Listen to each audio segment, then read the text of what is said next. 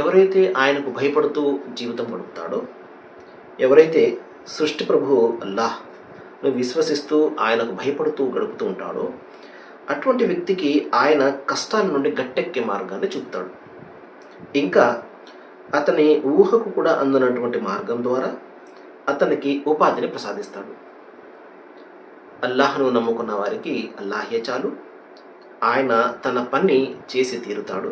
ఆయన ప్రతిదానికి ఒక విధిని నిర్ణయించాడు. మహాశిలారా, తన స్పష్టమైనటువంటి బోధనతోటి దైవం ఇక్కడ మానవాళికి సందేశాన్ని ఇస్తున్నాడు. అదేమిటంటే, ఎవరైతే ఆయనకు భయపడుతూ పనిచేస్తారో, భయపడుతూ పనిచేయడం అంటే అర్థం ఏమిటంటే, ప్రతి పనికి దైవం యొక్క ఆజ్ఞ ఏమిటి, ఆదేశం ఏమిటి, ఆయనకు అభీష్టం ఏమిటి, ఆయన అంగీకారం ఏమిటి తెలుసుకుని జీవితం గడపడమే ఆయన ఆజ్ఞమైన జీవితం గడపడం, ఆయన భయపడుతూ జీవితం గడపడం. మహాశిలారా, అది దైవం అంటే భయం అని చెప్తూనే ఆయనకు వ్యతిరేకంగా ఆయన ఇచ్చినటువంటి సందేశానికి, బోధనలకు, ఆదేశాలకు, ఆజ్ఞలకు వ్యతిరేకంగా జీవితం గడుపుతున్నాడు అనుకోండి, అది నామమాత్రపు భయము, భక్తి తప్పించి వాస్తవమైనటువంటి భీతి కాదు.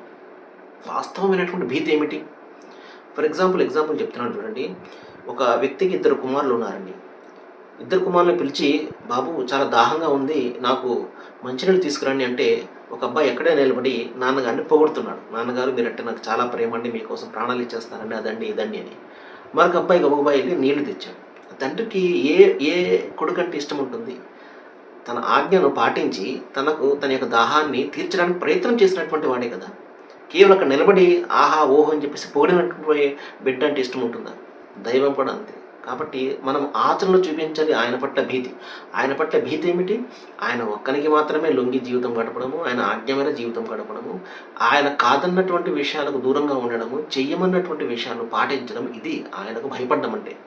ఆ విధంగా ఎవరైతే భయపడతారో, ఊహకు కూడా అందనటువంటి మార్గం ద్వారా వారికి ఉపాధినిస్తాను, వారి యొక్క కష్టాలను నేను తొలగిస్తానంటున్నాడు, వారి యొక్క మార్గాలను సుగమం చేస్తానంటున్నాడు. మహాశిలారా, ఇది దైవించినటువంటి వాగ్దానం. అంటే ఆయన నమ్మితేనే ఆయన తిండి పెడుతున్నాడంటే కాదు కదా. ఆయన నమ్మనటువంటి వాడు ఎంతమంది ప్రపంచంలో లేరు, ఎంతమందికి ఆయన తిండి పెట్టడం లేదు.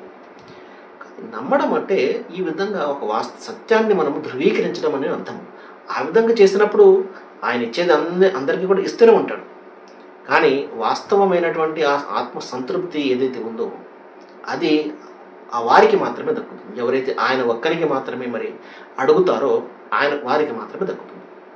సర్వే జన సుఖభవంతు. థాంక్యూ.